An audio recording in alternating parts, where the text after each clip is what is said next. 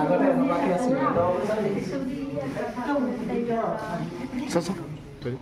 তলাতল ঘৰটো আমাৰ প্ৰথম অৱস্থাত এনেকুৱাকৈ আছিল মানে এতিয়া তেনেকৈ দেখা নোপোৱা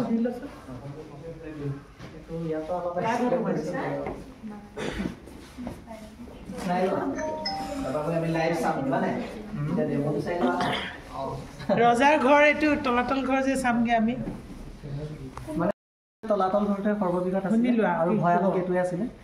ইয়াতে সোমাবৰ কাৰণে মেইনলি তিনিটাই দুৱাৰ ৰংঘৰ ফালৰ পৰা ভিজিট কৰিলে 9 দুৱাৰ দেখাইছে সেইফালে তেতিয়া অতিথিবিলাক অহা যোৱা কৰিব পাৰিছিলে এখন বৰ দুৱাৰ হাই অফিচিয়েলছখিনি গৈছিলে যিবিলাক বৰগোহাঁই বুঢ়াগোহাঁই অপজিট ছাইডত চিপাহী গাঁও বুলি এটা ছাইড আছে এইফালে সেইখন পানী দুৱাৰখন আছে মহিলা চহিলা ধুবি চুবি আহে চবৰে এণ্ট্ৰি মানে তেতিয়া বেলেগ বেলেগ আছিলে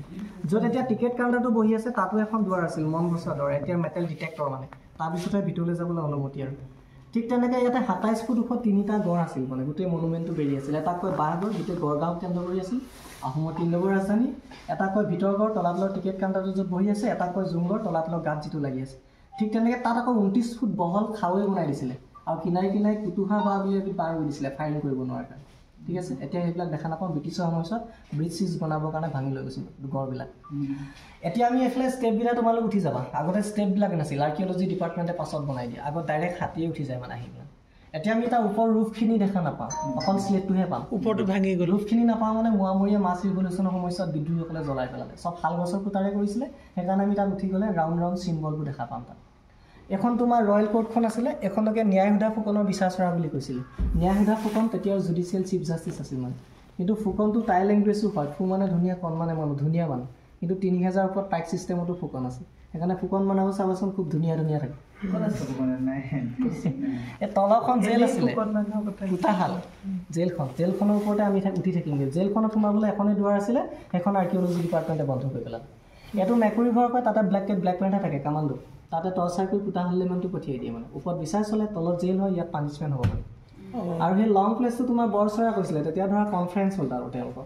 আৰু তলৰ ৰুমবিলাকতে তলৰ যিবোৰ ৰুমলৈ যাবা তলবিলাকতে সেইবিলাকতে হাতীশাল ঘোঁৰাশালবোৰ আছিলে আৰু মন্ত্ৰত থোৱা ঘৰবিলাক আছিলে আৰু বিষাক্ত ব্ৰেণ্ডেড কিটটো পুহিছিলে হকাহাতটো যিহেতু সাপৰ ৰজা কি শাস্তি হ'ব বোলে এইটো চলিব তাতে মেলি দিব পানিছমেণ্ট চবৰে বেলেগ বেলেগ সেইটো মেটাৰনিটি আছিল মাজত মেলি দিব হকাহাত যিহেতু সাপৰ ৰজা এণ্টিভেনম লৈ পটককৈ আকৌ আঁতৰিব নোৱাৰি হকাহাত সেইটো মেটাৰনিটি তোমাৰ লেবাৰ ৰুমটো তাত উঠিলে আমি ডাঙৰ ফৰেষ্ট এৰিয়া এটা দেখা পাম তাত এখন প্ৰকাণ্ড বেজাল আছিল গোটেই মেডিচিনটো তাতে বনাইছিলে এই লাষ্টতো ৰজাৰ টয়লেট আছিলে ইণ্টাৰেষ্টিং কি মানে ৰজাৰ পায়খানাটো এইখিনি মানুহে ধৰিব লগা হৈছিলে যিখিনি দায়িত্বত আছিলে গুধৰা বৰুৱা তাৰ কিছুমানে এতিয়া বৰুৱা লিখে কাইলৈ কি খাব পায়খানাটো চাইহে ৰজাক খাদ্য দিব ডাইজেষ্ট হৈছিল নাই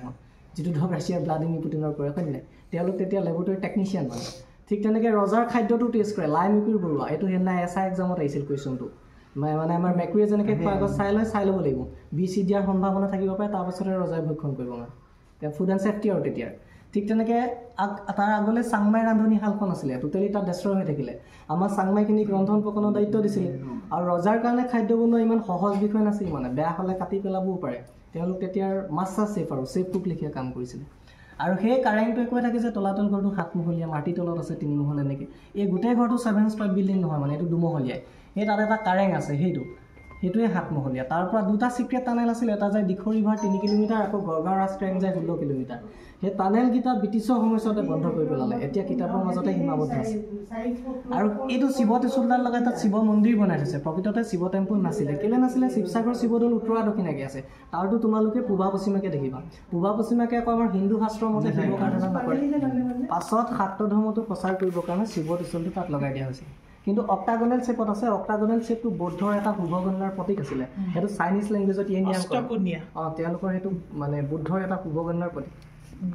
চাইনিজ লেংগুৱেজত বা বাস্তৱতাৰ প্ৰতীক হিচাপে তেওঁলোকে মানিছিলে আৰু তাতে সেইটো বেলবোধন কয় তেতিয়া দিনৰ লাইব্ৰেৰী হিচাপে ব্যৱহাৰ কৰিছিলে 2টা চাদত দেখিবা সেইটো বংগীয় লেংগুৱেজত দোচালা বুলি কয় 2টা চাদত থকাৰ কাৰণে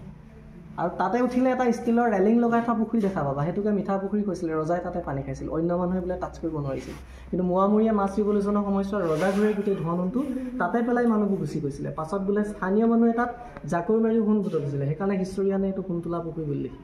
এইটো মানে তেতিয়া ডিছপ'ৰ্ট ছেক্ৰেটেৰিয়েট বাকীবোৰে ৰেচিডেঞ্চিয়েল মানে তো যি লাগে চব কৰি লৈছিলে এতিয়া তোমালোকে ইমান ধুনীয়াকৈ কৰি দিলে ন তাৰ লাইভ চাই দিবা কথাখিনি মনত পেলাই ধুনীয়াকৈ ক'লে বুজিব পাৰিবা এতিয়া তাতে কি ছেম আমি যাম এতিয়া ইয়াৰ পিছত তালৈ যাম